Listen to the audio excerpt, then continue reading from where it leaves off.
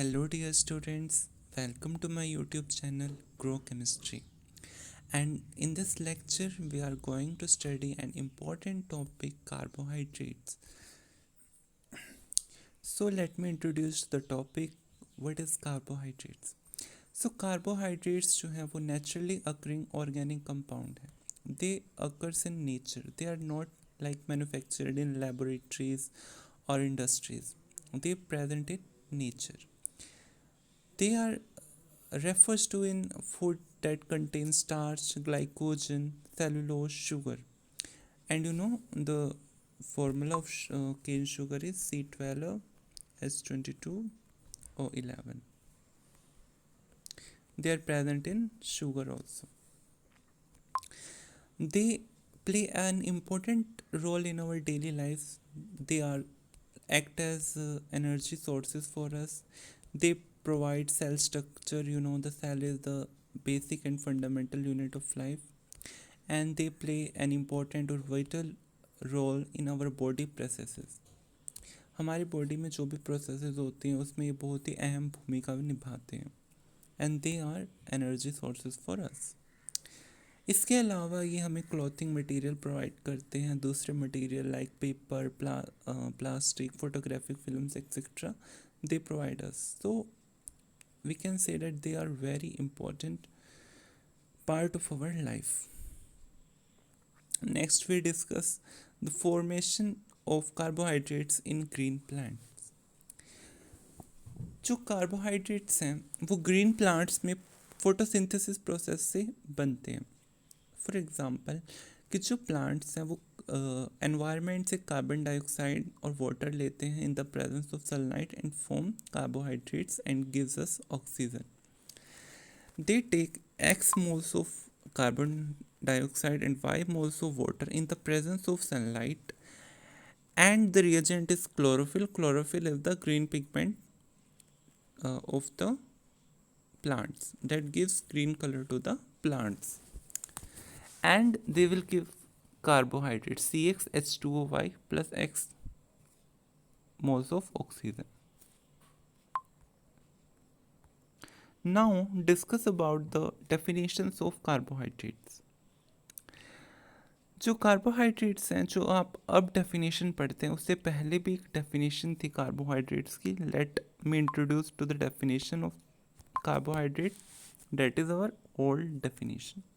What does it states? It states that carbohydrates are composed of carbon, hydrogen and oxygen. Name से ही clear होता है carbohydrate that is carbon plus hydrogen plus oxygen. Carbohydrate में तीन चीज़ें होती हैं, कार्बन, हाइड्रोजन और oxygen. Many of the carbohydrate जो है उनका जनरल फॉर्मूला होता है CxH2OY. This is the general formula of carbohydrate, जिसमें हाइड्रोजन और ऑक्सीजन जो हैं वो 2:1 रेशियो में प्रेजेंट होते हैं. That is 2 moles of hydrogen and 1 mole of oxygen as in water, जैसे कि वाटर में होता है. फ्रेंच जिसने ये डेफिनेशन दी थी उन्होंने इसको क्या कहा? Hydrate de carbon. कार्बोहाइड्रेट्स को उन्होंने एक टर्म दी जिसका नाम था hydrate de carbon. That is hydrates of carbon. Hydrate का मीनिंग होता है water molecules of carbon. Now, what are the drawbacks of old definition that we need to introduce the new definition, that is modern definition of carbohydrate? What are the drawbacks of this definition? That is, there are many compounds, or you can say many substances which correspond to the formula given by old definition, that is CxH2OY. बहुत सारे substances ऐसे थे जो इस formula से represent हो रहे थे बट एक्चुअल में वो कार्बोहाइड्रेट नहीं थे. फॉर एग्जांपल, अगर हम जहाँ पे एक्स और वाई पॉजिटिव रियल नंबर्स हैं तो अगर एक्स और वाई को कोई भी आप पॉजिटिव वैल्यू असाइन करते हो, से मैंने 1 वैल्यू असाइन की इसको, तो ये बना CH2OY. और ये फॉर्मूला किसका है? HCHO, फॉर्मल्डेहाइड का. Formaldehyde you know that it is an organic compound but it is not a carbohydrate, but still it is represented by this formula. So that is the drawback of this old definition, that there are some certain substances which are not corresponding to carbohydrate, they are still represented by this formula. So this is the first definition, sorry, first limitation of all definition. Now moving to the next limitation of this all definition, that is there are some carbohydrates which are not corresponding to the formula CxH2O. कुछ carbohydrate ऐसे थे जो actual में तो carbohydrate थे पर वो इस फॉर्मूला से रिप्रेजेंट नहीं हो रहे थे. फॉर एग्जांपल डिऑक्सीराइबोज एंड रैमनोज का जिसमें आपको फॉर्मूला बताऊँ वो होता है C6H12O5. डेट मीन्स अगर हम इस फॉर्मूला में 6 पुट करें x की प्लेस पे 6, y की प्लेस पे 6, तो what we get CxH12O6. As you see that it is clear that this Ramenose is not represented by this formula, क्योंकि देखो 6 कार्बन है यहाँ पे, 12 हाइड्रोजन है, बट ऑक्सीजन यहाँ पे 5 है, यहाँ पे 6 है. So it is clear that Ramenose and some other carbohydrates like deoxyribose are not represented by this formula.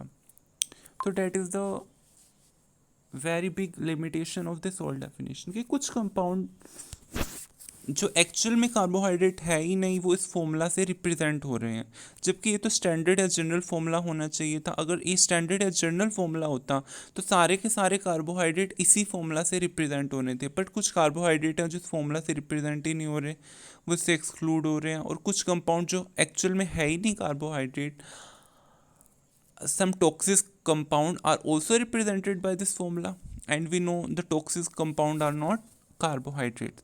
Carbohydrates are like the energy sources for us, they provide us energy, not they are toxic for us. And the third limitation is carbon is not known to form any hydrate. French के coding old definition में कि जो carbon है वो किसी भी type का hydrate बना सकता है, क्योंकि उन्होंने कार्बोहाइड्रेट को टर्म क्या दी थी, hydrate de carbon, that is hydrates of carbon. But carbon is not known, carbon ऐसा नहीं है कि किसी भी टाइप का ये हाइड्रेट फॉर्म कर लेगा. It is not that it is form hexahydrate compounds, it is form pentahydrate compound, it is form like heptahydrate compound. That is not possible.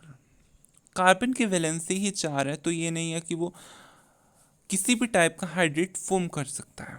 So that is also the limitation of all definition. Due to these three limitations of all definition, we need to introduce some another definition, that is modern definition, to study the actual meaning of the carbohydrates. If you are using this old definition, then you can completely lose the original significance of the carbohydrate. But for sake of convenience, somewhere we use this old definition. But this is not properly correct definition. Okay.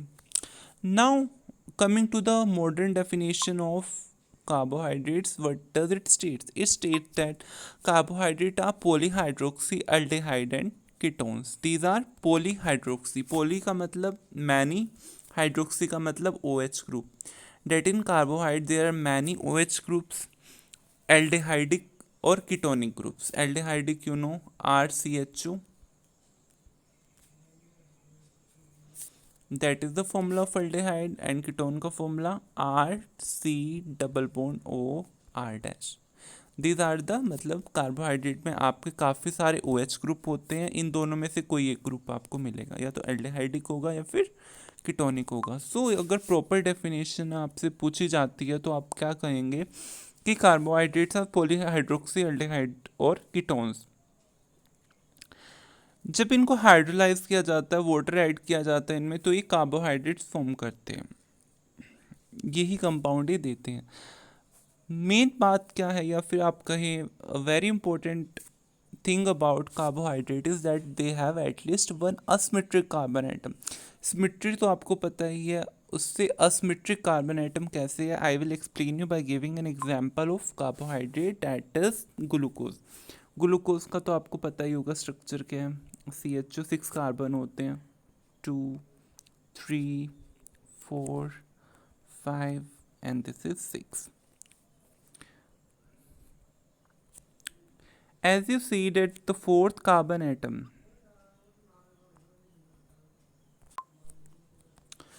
so as you see that the third carbon atom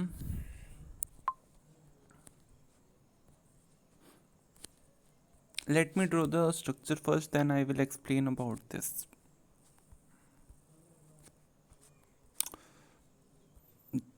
Let us now complete the valency of carbons. Hydrogen, hydrogen, hydrogen, hydrogen, and there are two hydrogens. One more hydrogen of carbon. So as it clear from the structure of glucose that the third carbon atom, nomenclature कैसे करते हैं, जो हमारा group होता है जैसे अल्डेहाइडिक जो भी ग्रुप होता है इसको प्रेफरेंस सबसे पहले दी जाती, ठीक है। अगर हमारे पास दो ग्रुप्स हैं, एक OH हाइड्रोक्सी ग्रुप है और एक हमारे पास अल्डेहाइडिक ग्रुप है, तो सबसे पहले प्रेफरेंस किसको दी जाती है, अल्डेहाइड को प्रेफरेंस दी जाती है nomenclature. So that is 1 2 3 4 5 6. So as it clear that the third carbon atom, as you see that it is asymmetric carbon atom, क्योंकि सभी के सभी जो carbon atoms as you see in which OH group is present on the right side, but in this third carbon the OH group is present on the left side, so it is asymmetric carbon atom. So इस definition के according जो आपका carbohydrate होगा उसमें कम से कम एक carbon atom जो है वो असमेट्रिक तो होगा ही होगा, एक से ज़्यादा भी हो सकते हैं। कार्बोहाइड्रेट्स जो हैं इनको सेकेराइड्स भी कहा जाता है। सेकेराइड्स जो हैं ये ग्रीक वर्ड से आए हैं सेकरोन से, जिसका मतलब होता है sugar. Because that is right, क्यों, because carbohydrates are present in sugar and sugar act as energy source for us, so that is the right. Now we will talk about the classification of carbohydrates. These are classified into two types, sugars and non-sugars. Sugars की properties क्या होती हैं, they are sweet, they are मीठे होते हैं, crystalline होते हैं, इनके जो molecules होते हैं like they are present in perfect order, as you see from this diagram that the molecules of sugar are present in perfect order and they are crystalline, जो इनके constant particles होते हैं. And third one is sugar is, you know very well that sugar is dissolved in water. So these are the properties of sugar. And what are non-sugar, that are tasteless होते हैं ये, they are not soluble in water and they are amorphous.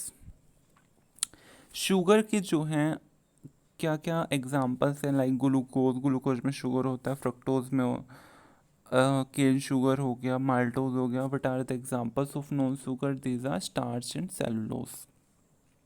Fine. Now we talk about on the basis of their behavior toward hydrolysis.